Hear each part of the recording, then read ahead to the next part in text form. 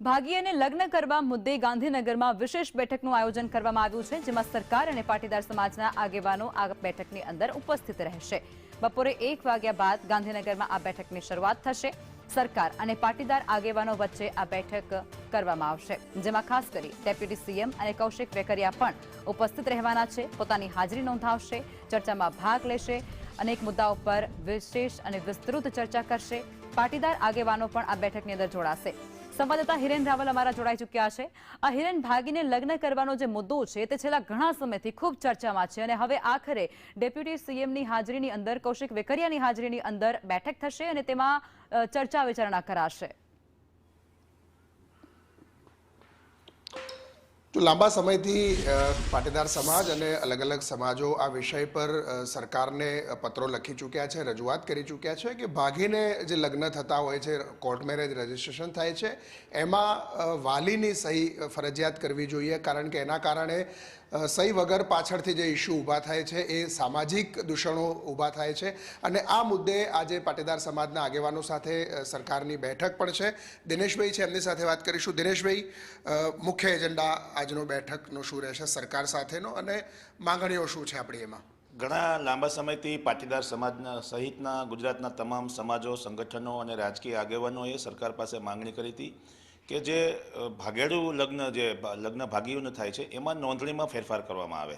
અને એ બાબતે મુખ્ય 3 માંગણીઓ હતી કે દીકરીના આધાર કાર્ડમાં જે એડ્રેસ છે એ ગામમાં જ એ લગ્નની નોંધણી થાય, અને સાથે સાથે માતા પિતાને આ લગ્નમાં કોઈ ઓબ્જેક્શન હોય, વાંધો હોય તો એને લેવા માટેનો સમય આપવામાં આવે અને માતા પિતાને ખાસ કરીને એની જાણ કરવામાં આવે અગાઉ। અને ત્રીજા નંબરની બાબત એ હતી કે આ લગ્નની નોંધણી ઓનલાઈન કરવામાં આવે, કારણ કે એમાં ઘણા બધા લોકો તરફથી પોતાની જાતિ, પોતાની આઈડેન્ટિટી, પોતાની શરીરના રોગો, સાથે સાથે પોતાના લગ્ન, બાળકોની વિગતો છુપાવીને છેતરપિંડી કરવામાં આવે છે।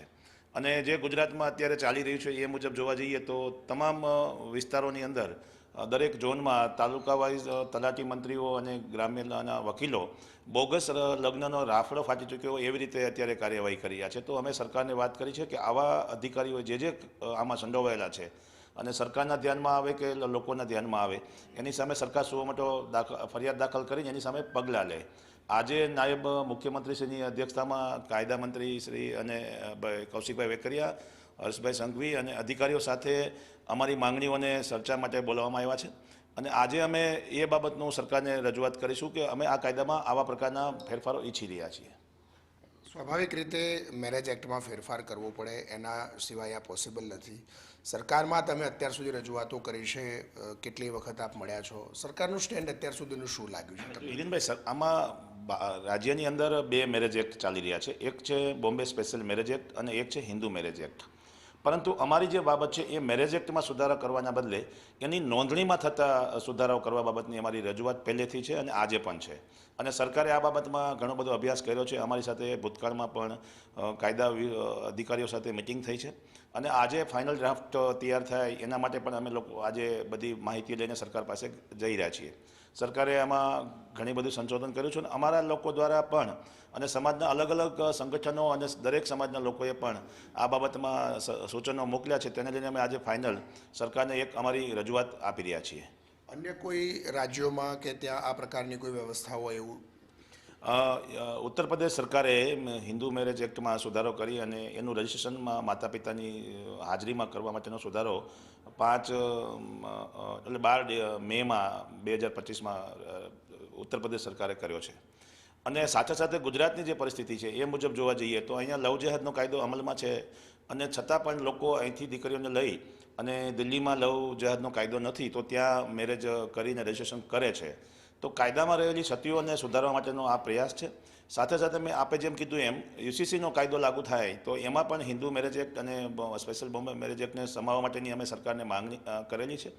અને અત્યારે જે વિષય છે તે તાત્કાલિક અસરથી લગ્નની નોંધણી દીકરીના ગામમાં જ થાય અને માતા પિતાને જે વાંધો લેવાની જે ઓલરેડી પ્રાવધાન છે એમાં થોડોક મોડિફિકેશન કરીને મા બાપ પોતે દીકરીના લગ્ન સાથે થતી છેતરપિંડીમાં વાંધા લઈ શકે અને એના માટે સક્ષમ અધિકારી એને કાયદાની જોગવાઈ મુજબ ખોટા ડોક્યુમેન્ટ રજૂ કરવા, ખોટી માહિતી છુપાવવાના હેતુસર કોઈ લગ્ન થાય છે તો એને રદ કરવા સહિતની એની સામે ફરિયાદ કરવાની પણ પ્રાવધાન આ કાયદામાં થાય એવી અમારી માંગણી છે। આભાર દિનેશભાઈ. બપોરે 1 વાગે પાટીદાર સમાજના આ અગ્રણીઓ અને નાયબ મુખ્યમંત્રી અને કાયદા મંત્રી હર્ષ સંઘવી અને રાજ્યકક્ષાના મંત્રી કૌશિક વેકરિયા સાથે આ બેઠક છે. સંભવતઃ આ એમની સાથેની ચર્ચા પછી આવનારા બજેટ સત્રની અંદર આમાં ફેરફારો રાજ્ય સરકાર કરે તો નવાઈ નહીં. બિલકુલ, આભાર હિરેન.